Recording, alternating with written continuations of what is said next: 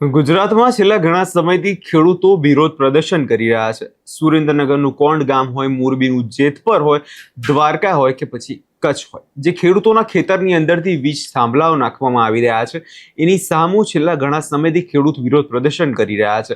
અને હવે જે પરિપત્રનો ખેડૂતો વિરોધ કરી રહ્યા છે, પરિપત્ર મુદ્દે હવે ખેડૂત આગેવાનો બધા ભેગા થયા છે અને સરકાર પર આકરા પ્રહારો કર્યા છે। શું રે સમગ્ર મામલો, તેના વિશે વિગતે ચર્ચા કરીએ। નમસ્કાર, આપ જોઈ રહ્યા છો નિર્ભય ન્યૂઝ। હું છું આપની સાથે પ્રથમ મોદી। મોરબીના જેતપર હોય કે સુરેન્દ્રનગરનું કોંડ હોય, જ્યાં ખેડૂતો વિરોધ પ્રદર્શન કરી રહ્યા છે અને જે ખેડૂતોના ખેતરની અંદર વીજ થાંભલાઓ નાખવામાં આવી રહ્યા છે। ઘણા ખેડૂતો એવા છે કે એમના ખેતરમાં અત્યાર સુધી થાંભલા જે છે નાખી ચૂક્યા છે અને ખેડૂતો હવે ન્યાય માંગી રહ્યા છે કે અમને અમારી જમીનનું યોગ્ય વળતર આપો। હવે આ જ મુદ્દાને લઈ જે સરકાર દ્વારા જે એમઆરસીની રચના કરવામાં આવી છે, એ હવે દરેક ગામે જઈ રહી છે। જ્યાં ગામે પહોંચતાની સાથે જે ખેડૂત આગેવાનો છે તે હવે તેમને સવાલો કરી રહ્યા છે અને સવાલો કાયદાકીય રીતે કરવામાં આવી રહ્યા છે। એના જ કારણે હવે ખેડૂત આગેવાનો બધા ભેગા મળ્યા હતા અને શું ચર્ચા કરવામાં આવી છે એકવાર એ સાંભળી લઈએ। એટલે તમે જુઓ, આ ખાસ સંદેશ આપણે એ દેવાનો છે જે આ બધા ગામના જુવાની આવ કહેવાય ને, જે કાયદાકીય રીતે દરેક અધિકારીને જે જવાબ આપે છે ને, એ બદલ ગામના વડીલો તમે જોઈ શકો છો ને ફૂલ હારથી સ્વાગત કરે છે। એટલે આવું દરેક ગામમાં થવું જોઈએ। દરેક ગામના જે વડીલો છે, જેને કાયદાકીય નોલેજ નથી પરંતુ આપણા ગામના દીકરા છે, બરોબર, જેની પાસે આ કાયદાકીય નોલેજ છે અને અધિકારીની આંખમાં આંખ નાખીને વાત કરી શકે ને, એનું સ્વાગત થવું જોઈએ, જેથી એનો ઉત્સાહ વધે, બરોબર। પરિપત્ર આમાં શું તમને ખાસ ખબર પડે એટલે તમને આપણે પૂછવું છે કે 4/7/2026 નવો પરિપત્ર આવ્યો, તમારા ગામના ખેડૂતોને માન્ય છે કે નથી માન્ય? નથી માન્ય ને, એટલે ગામને માન્ય નથી, બરોબર, એટલે જ આપણે પંચાયતના લેટર પેડ ઉપર દીધું અમાન્ય છે। તેમ છતાં અહીંયા અધિકારીઓ આવે અને એ પરિપત્રમાં જે એમઆરસી કમિટીની વાત કરી, બજાર કિંમત નક્કી કરવા માટે, એ કમિટીમાં જે ખેડૂતનો પ્રતિનિધિ દેવાનો, તમારે લાઈનમાં તાર અને થાંભલા થઈને જેટલા ખેડૂત આવતા હોય, 2 થાંભલાવાળા હોય બાકી તારવાળા હોય, તો એ રીતે 15, 20, 30, 40 જેટલા ખેડૂત થતા હોય એમાંથી એક ખેડૂત દેવાનો તમારે ગામ દીઠ, બરોબર, કમિટીમાં બેહવા માટે। પણ વસ્તુ અહીંયા છે, પરિપત્ર માન્ય નથી તો એ એમઆરસી કમિટી પ્રમાણે આપણે હાલવાનું નથી થતું ને। અને બીજી વાત, અધિકારીઓ અહીંયા આવીને એમ કે થાંભલામાં અમે જમીનની બજાર કિંમત કરતા 2 ગણું વળતર આપ્યું, પણ થાંભલાનું કેવડું માપે? 700 હોય, અમુકને 500 ચોરસ મીટર, બરોબર। હવે સાહેબે ઉદાહરણ દીધું કે બજાર કિંમત તમારી 40 લાખ છે તો એનું 2 ગણું એટલે 80 લાખ રૂપિયા તમને થાંભલાના મળે। પણ ક્યારે મળે? તો કે 1 વીઘો જમીન તમારો થાંભલો રોકે એટલે 1618 ચોરસ મીટરનો થાંભલો હોય ને તો 80 લાખ મળે। થાંભલો તો 410 ચોરસ મીટરનો હોય, 500 ચોરસ મીટરનો હોય, તો કેટલા મળે તમને?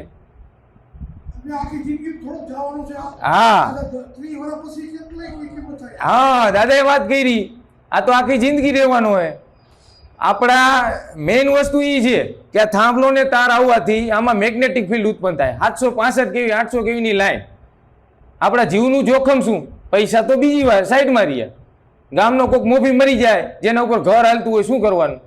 અને બીજી અહીંયા અધિકારી આવીને જે એમઆરસી કમિટીની વાત કરી કે બજાર કિંમત નક્કી કરવામાં અત્યાર સુધી એવું હતું કે ખેડૂતનો પ્રતિનિધિ નહોતો, હવે ખેડૂતને પ્રતિનિધિને એમાં ઇન્વોલ્વ કરીએ આપણે। તો ખેડૂતનો પ્રતિનિધિ ઇન્વોલ્વ કરો છો, પણ તમે અહીંયા આવીને ખેડૂતોને ગામડે ગામડે આવીને સમજાવો કે એમઆરસી કમિટીમાં આખી પ્રોસેસ સમજાવો કે કઈ રીતે ડ્રો થશે, એમાં કઈ રીતે કવર ઉપડશે, કઈ રીતે કહેશે, એ તો તમે સમજાવતા નથી। ખાલી અહીંયા આવીને વાત એમ કરો કે તમને અહીંયા એમઆરસી કમિટીમાં બેહારવાના, તમને સ્થાન દીધું ખેડૂતોને, પણ આખી પ્રોસેસ ખેડૂતોને સમજાવો। તમે સમજાવવા જ આવ્યા હો ખેડૂતોને જાગૃત કરવા આવ્યા હો, તો આખી વસ્તુ સમજાવો। કેમ નથી અધિકારીઓ સમજાવતા? એમાં આખી પ્રોસેસ એવી છે કે જે 3 વેલ્યુઅર આવે, કંપનીનો વેલ્યુઅર આવશે, કલેક્ટર સાહેબનો આવશે અને ખેડૂતનો આવશે। હવે એક કવર એમાં 3 વેલ્યુઅરે રિપોર્ટ આપ્યા હોય, 3 માંથી ગમે કલેક્ટર સાહેબ 2 ઉપાડશે।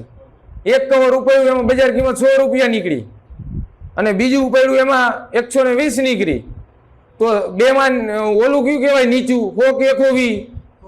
હો નીચું કહેવાય ને તો 100% એટલે કેટલા થાય 20 રૂપિયા વધારે. એટલે 100 અને 120 વચ્ચે 20 રૂપિયાનો ગાળો હોય, અંતર હોય, તો એની એવરેજ કાઢવાની. એટલે 100 અને 120 ની એવરેજ 110 રૂપિયા બજાર કિંમત નક્કી થાય. હવે ધારો કે કલેક્ટરે એક કરોડ ઉપાડ્યું 100 રૂપિયા નીકળે ને બીજું ઉપાડ્યું ને 130 રૂપિયા નીકળે, તો બે વચ્ચે ગાળો થઈ ગયો 30 રૂપિયાનો. એટલે 100 ના 20% એટલે 20 રૂપિયા કરતા વધારે.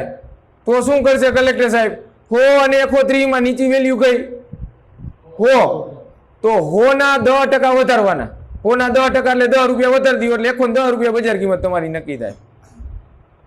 અને ત્રીજો આપણે 110 થઈને પછી આપણે ખેડૂત એમ કહી કે 110 અમને નથી ગમતી, તો શું કરે કલેક્ટર સાહેબ? ઓલું ત્રીજું કવર હોય ને ત્રીજું કવર ઉપાડે અને ત્રીજા કવરમાં ધારો કે નીકળ્યા 200 રૂપિયા, એક 100, એક 130 અને ત્રીજું 200 રૂપિયા. આ 3 કવર નીકળ્યા અને 3 માંથી જે સૌથી બે નીચા હોય એટલે નીચા કયા થાય? એક 100 અને 130. ઈ બેની એવરેજ કાઢો એટલે 115 રૂપિયા બજાર કિંમત થઈ. હવે ખેડૂતનો પ્રતિનિધિ એમઆરસી કમિટીમાં બેઠો હોય, ખેડૂતનો વેલ્યુઅર એમાં બેન 200 રૂપિયા નક્કી તમારી જમીનની કિંમત નક્કી કરી હોય, પણ 200 વાળું કવર તો કોઈ કાળે નથી આવવાનું તમારું. તો આ કેમ નથી સમજાવતા અહીંયા દરેક અધિકારીઓ આવી? ખેડૂતને સ્થાન મળ્યું એમઆરસીમાં સાચી વાત છે, પણ આ વસ્તુ આખી સમજાવો દરેક ગામડે ગામડે જઈ.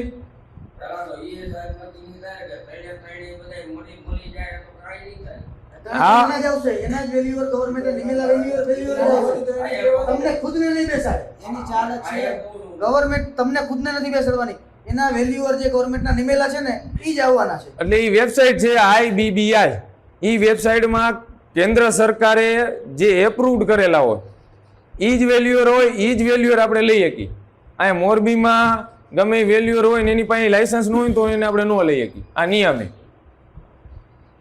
એટલે આવી રીતે દરેક કર્મચારીને આપણે એ કહી છીએ કે તમે ખેડૂતોને ગામડે ગામડે સમજાવવા જાઓ છો તો આવી રીતે પૂરી માહિતી સમજાવો, બરોબર, જેથી કરીને ખેડૂતોને ખબર છે. અને ગામના લોકો કહે છે અમને પરિપત્ર જ માન્ય નથી, 2 ગણું વળતર. અને બીજી વાત મુદ્દાની, સાહેબે આવીને એમ કીધું કે તમને ઉદાહરણ દીધું 40 લાખના 80 લાખ મળે થાંભલાના. એ કીધું એમ કીધું કે તારમાં 40 લાખ હોય, ઓલા 40 લાખ હોય તો એના 30% એટલે ત્રીજો ભાગ નથી દેવાનો તમને. ત્રીજો ભાગ એટલે 33.33% થાય. એનું કેમ ઉદાહરણ નથી આપતા? ઈ કેમ નથી દેતા અધિકારીઓ અહીંયા આવીને? હવે તમે જ વાત કરી લ્યો, આપણા કાનાભાઈમાં થાંભલો આવે 500 ચોરસ મીટરનો, તાર તો કાનાભાઈમાં 5000 ચોરસ મીટર કરતા વધારે આવતું હશે તારની જગ્યા, વધારે થતી હશે. અમારે આ ઓલા ભગાભાઈ એ બરોબર, એને થાંભલો 410 ચોરસ મીટરનો હોય પણ તાર આવે 15000 ચોરસ મીટર. તો 15000 જે જગ્યાએ ને એની તમને બજાર કિંમતનો ત્રીજો ભાગ નથી દેતા અને થાંભલાની ડબલ દે 410 ચોરસ મીટર. એટલે કે આટલી જગ્યા એ આ આખી લાદી એ આ આખો લાદી તાર નીચેની જગ્યા થાંભલો આવડો છે, આટલી જગ્યાના તમને બજારના ડબલ આપે અને આ બધી જમીનના બજારનો ત્રીજો ભાગ નથી દેવો સરકાર. એટલે આ વસ્તુ કેમ અધિકારી આવીને સમજાવતા નથી ખેડૂતોને? એટલે આ બધી તકલીફ છે ને એટલે ખેડૂતો કહી રહ્યા છે કે અમને આ પરિપત્ર માન્ય નથી. એટલે ખેડૂતોની માગણી છે ને એ માગણી પ્રમાણે પેલા પરિપત્ર બનાવી દો, પછી જ જેવી રીતે તમે વડીલોએ વાત કરી સાહેબની વિડીયોમાં મેં જોયું કે પછી જ ખેડૂતો પ્રતિનિધિ નિમશે ને પછી જ આગળની ચર્ચા થશે, આગળની કાર્યવાહી થાય છે. તે પેલા કાંઈ કરવા માંગતા નથી. તમને અમે ધક્કો નહીં ખવડાવી, અમે અમારો પ્રતિનિધિ તમને આપશું. પેલા જીઆર ને નામંજૂર કરો, જેતપર છાવણીમાંથી જે કઈ મુદ્દા મૂકવામાં આવ્યા છે એને અનુસરી અને નવો જીઆર મૂકે સરકાર, તો તમારે અહીંયા ધક્કો નહીં ખાવો પડે. અમે અમારો પ્રતિનિધિ મોકલી દઈશું.